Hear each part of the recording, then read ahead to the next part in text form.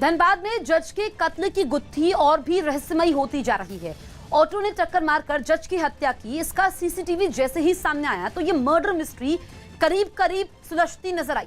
मगर अचानक इस किस्से में एक ट्विस्ट पैदा हो गया और जज की हत्या एक मिस्ट्री में तब्दील हो गई, क्योंकि जज की पोस्टमार्टम रिपोर्ट ने जो बात उजागर की उसने हत्या की थ्योरी को तो और पुख्ता कर दिया, मगर कई सवाल खड़े कर दिए।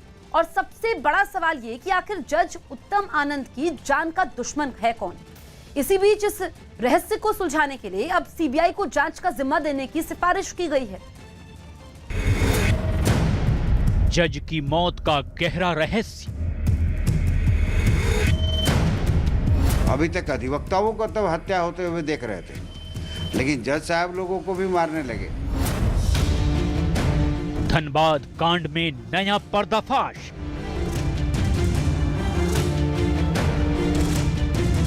आपको दिखाते हैं कि आखिर यह पूरी घटना हुई कैसे। पोस्टमार्टम रिपोर्ट में उलझी गुत्थी। हम लोग सभी बिंदु पर इन्वेस्टिगेशन कर रहे हैं। सीसीटीवी ने दिखाया नया सुराग।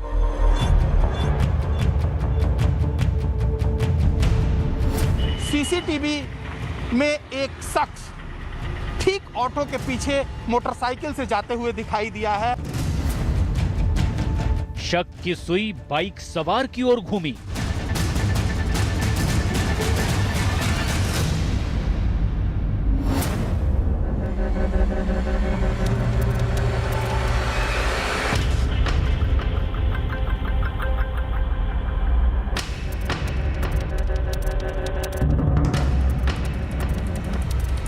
सीसीटीवी की इस फुटेज में एक हत्या की वारदात हादसे की शक्ल में दर्ज है।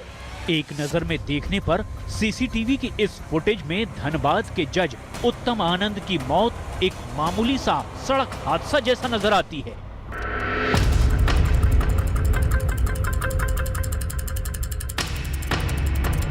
लेकिन जब धनबाद पुलिस ने इस फुटेज के एक एक फ्रेम को कई बार देखा तो इस हादसे में हत्या के सुराग मिलने लगे।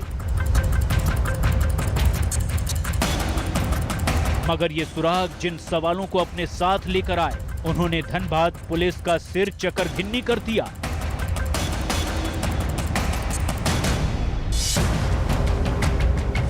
इन तस्वीरों के अलावा धनबाद पुलिस को अब तक जो कुछ भी साक्ष्य और सुराग हाथ लगे, अगर उनका एक एक करके पोस्टमार्टम किया जाए तो कत्ल की वारदात को छुपाए हुए इन फुटेज में कातिल का अक्स साफ नजर आने की उम्मीद धनबाद पुलिस को होने लगी है। हम लोगों ने जो प्रॉपर उसका लीगल प्रोसीजर्स है उसको हम लोग फॉलो कर रहे हैं। जिनको जहां जो चीज चाहिए होगा वो हम लोग जरूर सर 48 में हो रही है क्या ये 48 घंटे से ऊपर हो गए अभी हम लोग सभी बिंदु पर इन्वेस्टिगेशन कर रहे हैं। जो बात आ रही है इन्वेस्टिगेशन क्रम में उसको हम लोग उसके जो गहन पहलू हैं उन सभी पहलुओं पर जांच की। जज उत्तम आनंद की मौत के मामले की तहकीकात करने निकली एसआईटी की टीम मौकाए वारदात पर पहुंची। इस टीम के साथ धनबाद पुलिस के कई आला अधिकारी भी मौजूद थे।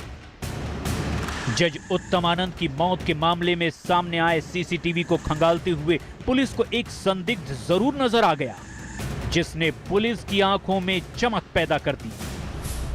क्योंकि ऑटो की टक्कर से ठीक पहले सड़क की दूसरी ओर एक बाइक वाला नजर आ रहा है, जिसने गर्दन घुमाकर जॉगिंग कर रहे जज की ओर देखा। इस बाइक सवार ने बाकायदा काले रंग का हेलमेट भी पहन रखा था, शायद खुद को छिपाने के लिए। लेकिन उसका इस तरह सिर घुमाकर जज की तरफ देखना पुलिस वालों को सुराग दिखा रहा है, क्योंकि इसके चंद सेकंड बाद ही पीछे की तरफ से आए एक ऑटो ने खाली सड़क पर लाइन बदलकर आराम से सड़क किनारे जॉगिंग कर रहे जज उत्तम आनंद को पीछे से जोरदार टक्कर मारी। टक्कर लगते ही जज उत्तम आनंद वहीं सड़क के किनारे गिर गए और बेसुध हो गए। इसी बीच ऑटो वाला फिर तेजी से लेन बदलकर वहां से निकल गया, लेकिन फुटेज का टर्निंग पॉइंट अभी सामने आना बाकी था। क्योंकि ऑटो की टक्कर के चंद सेकंड बाद एक बाइक सवार उसी सड़क से होकर गुजरा और उसने सड़क किनारे बेसुध पड़े जज उत्तम आनंद की तरफ देखा तो, लेकिन वहां रुकने की बजाय अपनी बाइक को तेजी से भगा कर ले गया। बस इसी बात ने इस मामले की गहराई से छानबीन कर रही एसआईटी को सुराग दे दिया। सबसे बड़ी बात यह है कि जांच के दौरान पुलिस को यह सीसीटीवी में एक शख्स ठीक ऑटो के पीछे मोटरसाइकिल से जाते हुए दिखाई दिया है और उसकी भी जांच अब शुरू हो गई है कि आखिर वो कौन शख्स था जो ऑटो के पीछे ठीक गुजरा है। तस्वीरों में भी आप साफ तौर पर देख सकते हैं। तो उस शख्स की तलाश अब तेज कर दी गई है। तो वहीं जो मुझे जानकारी मिली है उसके मुताबिक जिन 2 लोगों की गिरफ्तारी हुई है, जिसमें एक ऑटो ड्राइवर है और उसके साथ एक शख्स जो ऑटो में बैठा था, उसकी गिरफ्तारी के बाद जब पूछताछ हुई है उसके आधार पर 2 जगहों पर छापेमारी हुई है। इसी बीच एसआईटी को जज उत्तम आनंद की पोस्टमार्टम रिपोर्ट भी मिल गई, जिसने इस मामले को और भी ज्यादा पेचीदा बना दिया। क्योंकि सूत्रों के मुताबिक जज उत्तम आनंद के सिर पर चोट के निशान मिले हैं। अब एसआईटी को शक है कि ऑटो से टक्कर मारने से पहले लोहे की किसी भारी सलाख से जज उत्तम आनंद के सिर पर हमला किया गया था। Investigation is on. जो एसआईटी की टीम है वो बैठ करके हर एक बिंदु पर इन्वेस्टिगेशन हम लोग कर रहे हैं। जब भी कोई ऐसा अपडेट आएगा इन्वेस्टिगेशन में जो हम आपके साथ शेयर कर पाएंगे, वैसे ही हम आपके साथ शेयर करेंगे। अब सवाल यही है कि क्या बाइक वाला भी इस साजिश का हिस्सा है? क्योंकि एसआईटी इस बाइक वाले को संदिग्ध मान रही है और उसकी तलाश में छापेमारी शुरू कर दी गई है। और इसका पता लगाने के लिए घटना वाले दिन मौकाए वारदात के आसपास 2 बजे से 8 बजे तक कितने मोबाइल फोन एक्टिव थे, इसका पता लगाने की कोशिश हो रही है।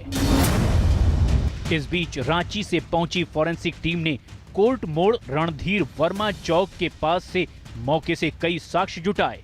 ऑटो से टक्कर के बाद जज जिस जगह पर गिरे थे उस जगह के आसपास गाड़ी का टूटा हुआ इंडिकेटर का अंश सैंपल के रूप में लिया गया। टीम घंटों जब्त ऑटो के सैंपल भी लेते रही। ऑटो का बायां इंडिकेटर टूटा हुआ था। माना जा रहा है कि ये टक्कर से इंडिकेटर टूटा होगा। ऑटो की सीट से भी कई सैंपल एकत्रित किए गए। सीआईडी की 4 सदस्यीय टीम ने भी मौकाए वारदात के साथ साथ जब्त ऑटो की जांच की। अभी तक अधिवक्ताओं को तब हत्या होते हुए देख रहे थे, लेकिन जज साहब लोगों को भी मारने लगे तो थोड़ा ये काफ़ी वार्निंग स्टेज आ गया है। सरकार को और न्यायपालिका को भी देखना होगा। जज उत्तम आनंद की मौत मामले का सच सामने लाने के लिए धनबाद पुलिस की कई टीमें अलग अलग काम कर रही हैं। गिरफ्तार आरोपी लखन वर्मा और राहुल वर्मा के मोबाइल नंबर का स्कैन किया जा रहा है। दोनों के मोबाइल जब्त किए गए हैं।